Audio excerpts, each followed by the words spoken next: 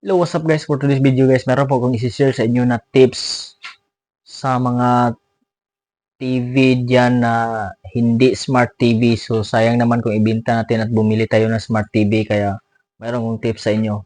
So, but before that, don't forget to like and subscribe to my channel para updated tayo sa bagong upload guys. So, proceed tayo guys. So, ito yung TV ko guys. Ito yung TV ko na hindi smart TV. So, ginawa naman ito ng paraan na nag-search ako. So, kaya sinubukan ko ngayon yung TV ko kaya kumonikta na siya sa Wi-Fi. So ipapakita ko sa inyo na hindi ito smart TV. So ganito lang siya oh. Ganito lang. Air. So ang Air TV, cable, HDMI 1, HDMI 2, EV, in multimedia. So wala pa siyang ano.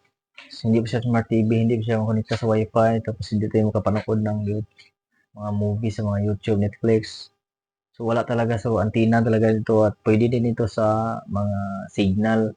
So sa signal naman eh hindi ka maka-search ng ano. So ito ipapakita ko sa inyo. So bumili ako ng Android TV box. So mura lang po itong bili ko ito. Android TV box. Yan. As long as may HDMI yung TV ninyo, pwede ninyong pwede kayong mag ano ng Android TV box. So okay lang, okay ang Android TV box kapag may HDMI kayo at gawin nating ano yung TV natin Android. So ang tawag natin diyan sa ating TV ay Android TV na. Android TV na po yung ano natin. So ito ipapakita ko sa inyo yung HDMI. Ito yung HDMI niya. Ito tapos i-connecta natin dito sa likod. Yan. Yung cord, may cord kasi dito. Ito. Yung cord sa likod, i-connecta natin. So ito ang HDMI ay ito. Ganito lang siya. HDMI. So, mayroon din akong signal. So ipapakita ko sa inyo kung paano ito kumikta sa Wi-Fi ha. Gamit ang Android TV box. So nabili ko lang yan guys ng mura lang po yan. Ano, 300 plus yung bili ko diyan. So ipapakita ko sa inyo yung ano ha. Kasi kinonikta ko na yung Android TV box sa TV. So ipapakita ko sa inyo. So ito sa HDMI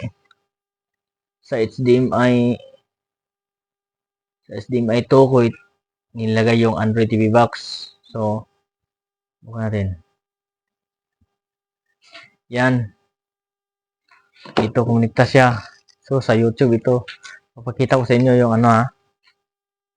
Oh, ganyan siya. Parang siyang Android, parang siyang mobile phone. So ito TV, Android TV. So punta tayo dito sa settings. Yan. Mayroon siyang Wi-Fi, account sign in, device preference, remote accessories. So mayroon siya. So punta ulit tayo sa ano, home.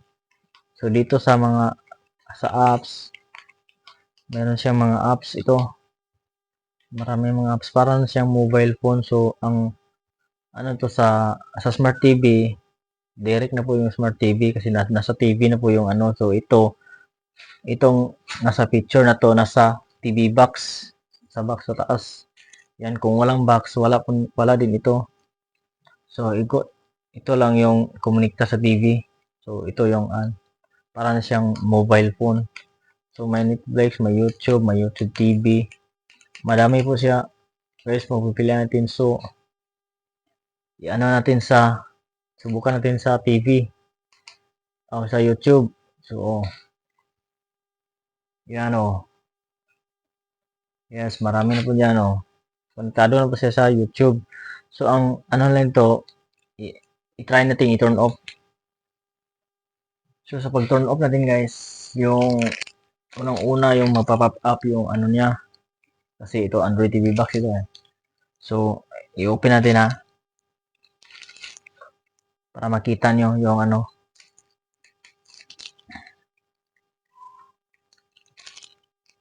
Yan, Android. Android na po siya, guys.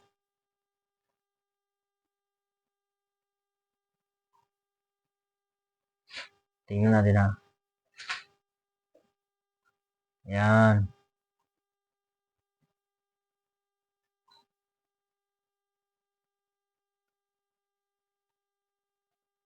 Ganyan yung TV nyo, guys.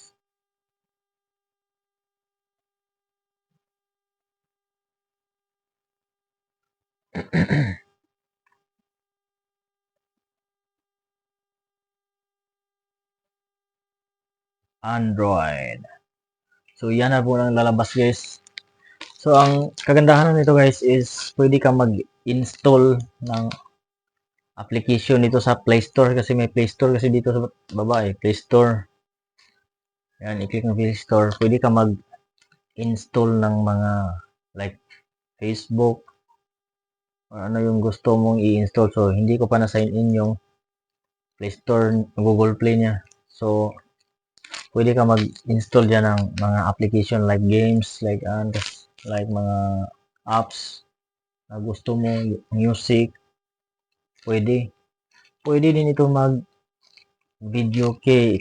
I-connect mo lang dito sa speaker. So, may speaker po dito sa baba, may speaker. Then, Bluetooth speaker. Then, pwede din ito sa Bluetooth. So, sa Bluetooth, dito sa settings, may Bluetooth. Automatic yan dito sa tingnan natin ha.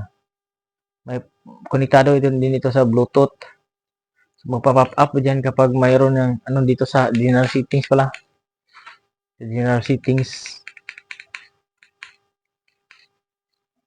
Diyan sa settings mo pop up yan ng kung konektado ka sa Bluetooth. Ito remote wireless remote accessories ito. Yan Bluetooth. So dito konekta dito sa speaker tapos ano.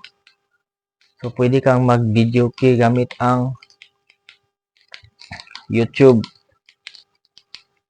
Gamit ang YouTube, guys. Ayan. Pwede na yan. So, yan lang, guys. Sayang naman kung ibenta nyo yung TV nyo at palitan nyo ng Smart TV kung pwede naman itong Android TV box. Mura lang po yan sa Shopee. Sa Shopee ko yan nabili. Mga 300 plus. Then, i-connect mo sa Wi-Fi. Pwede din gamitan mo ng LAN. May LAN kasi dyan. Nasilid. Ito. LAN port sa Wi-Fi. Yan. LAN port sa Wi-Fi. So, kapag kung direkta na sa TV yung connection niya, so, sa akin, mabilis naman yung Wi-Fi kaya kinonekta ko lang sa TV gamit ang password. So, yan lang, guys. Don't forget to like and subscribe to my channel para updated sa bagong upload, guys. So, thank you, guys.